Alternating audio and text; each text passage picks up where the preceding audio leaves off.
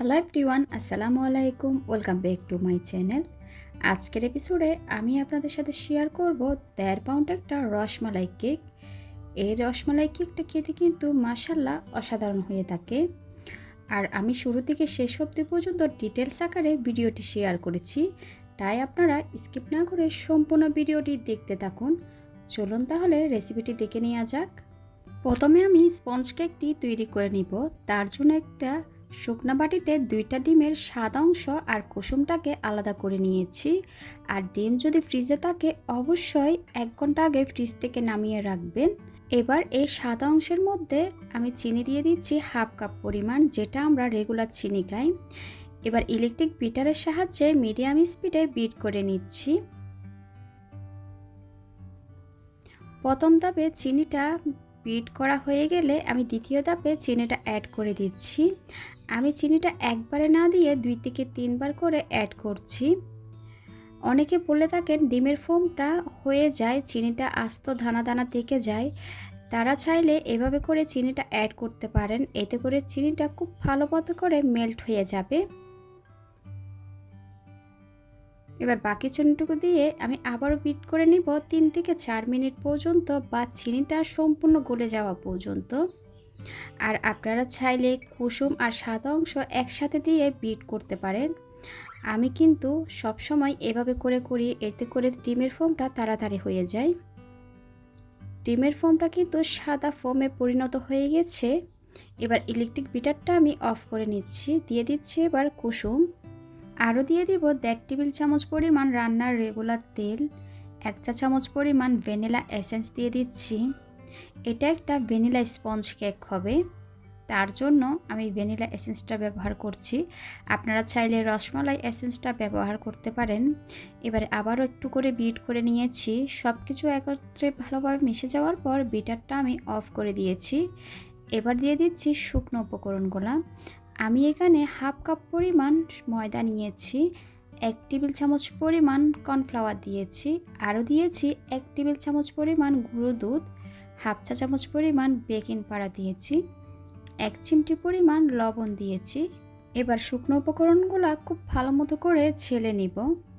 আমি আজকে শুকনো উপকরণটা একেবারে দিয়ে দিচ্ছি, আপনারা চাইলে 2 থেকে 3 বার করে ছেলে দিতে পারেন।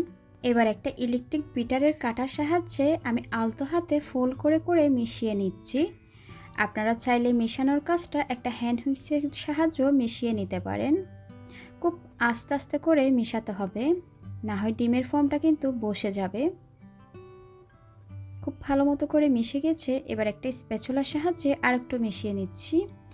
এবার এই ব্যাটারটা আমি সম্পূর্ণ ঢেলে নিব একটা 7 ইঞ্চি মোল্ডে। আগে থেকে ওভেনটা আমি 10 মিনিটের জন্য 160 ডিগ্রিতে প্রিহিট করে নিয়েছি। এবার ওভেনে বেক করে নিব 25 থেকে 30 মিনিটের জন্য। কেকটা বেক হয়ে যাওয়ার পর আমি ওভেন থেকে বের করে নিয়েছি। এবার ঠান্ডা হয়ে যাওয়ার পর স্লাইস করে নিয়েছি। আমি 2টা ভাগে স্লাইস করেছি, আপনারা চাইলে 3টা করতে পারেন। এবার 10 ইঞ্চি একটা বোর্ড নিয়ে নিয়েছি। বোর্ডে সামান্য পরিমাণ ক্রিম দিয়ে একটা কেকের লেয়ার বসিয়ে দিব। কেকটা একটু চেপে দিব যাতে করে নড়ে না যায়।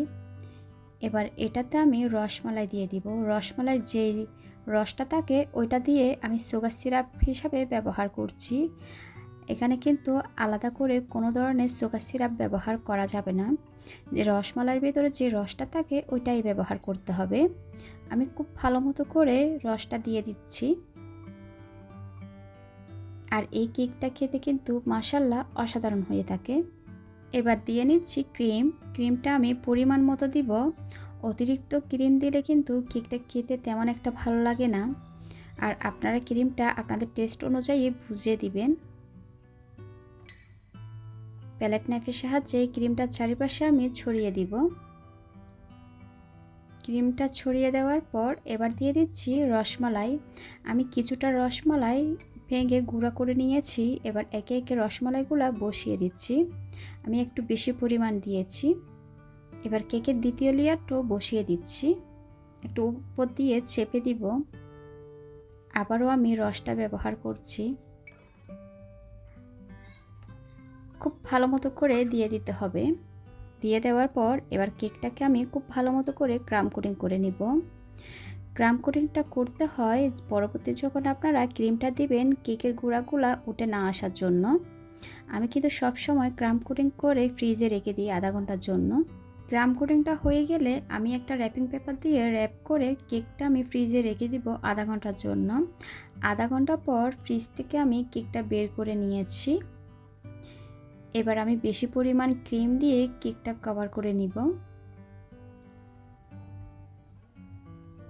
প্যালেট নাইফের সাহায্যে কেকের চারিপাশে আমি ক্রিমটা দিয়ে নিচ্ছি। আর আপনারা যারা নতুন আমার চ্যানেলে এসেছেন তারা প্লিজ সাবস্ক্রাইব করার জন্য অনুরোধ রইল। সাথে থাকা বেল আইকনটি ক্লিক করবেন, এতে করে আমি কোনো রেসিপি আপলোড করলে আপনারা সাথে সাথে নোটিফিকেশন পেয়ে সবার আগে ভিডিওটি দেখতে পারেন। কেকের চারিপাশে ক্রিমটা দিয়ে নেওয়া হয়ে গেলে আমি উপরেও ক্রিম দিয়ে নিচ্ছি। প্যালেট নাইফের সাহায্যে যতটা পরিমাণ আমি স্মুথ একটা ফিনিশিং দিয়ে নিব। এবার একটা স্ক্রাবারের সাহায্যে কেকের সাইডে স্মুথ একটা ফিনিশিং দিয়ে নিচ্ছি। আর স্ক্রাবারটা একটু ট্রায়াঙ্গেল করে ধরতে হবে।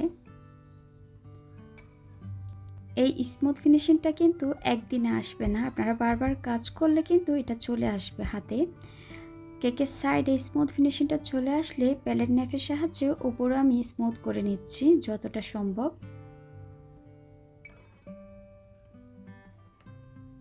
কেকটা খুব সুন্দর মতো স্মুথ একটা ফিনিশিং চলে এসেছে। এবার কেকটাকে আমি ডিজাইন করে নিচ্ছি। ডিজাইনটা আপনারা আপনাদের পছন্দ অনুযায়ী করে নিতে পারেন। আমি এভাবে করে নিচ্ছি। ডিজাইনটা কিভাবে করা হচ্ছে আপনারা একটু স্ক্রিনের দিকে বুঝে নিন।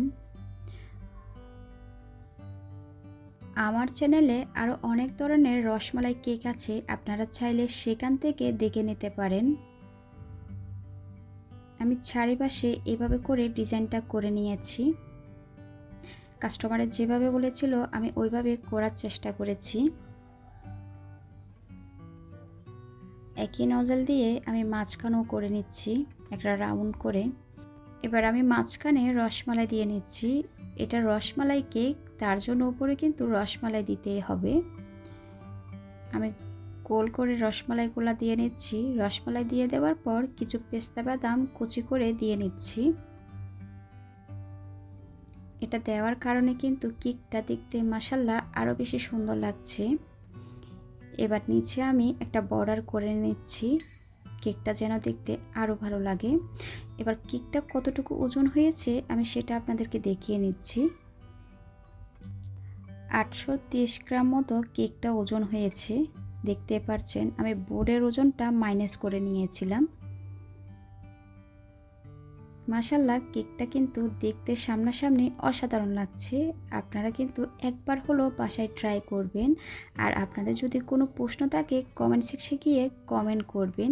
আজকের মতো বিদায় নিচ্ছি। সবাই খুব ভালো থাকবেন, সবাই সবার জন্য দোয়া করবেন। আল্লাহ হাফেজ।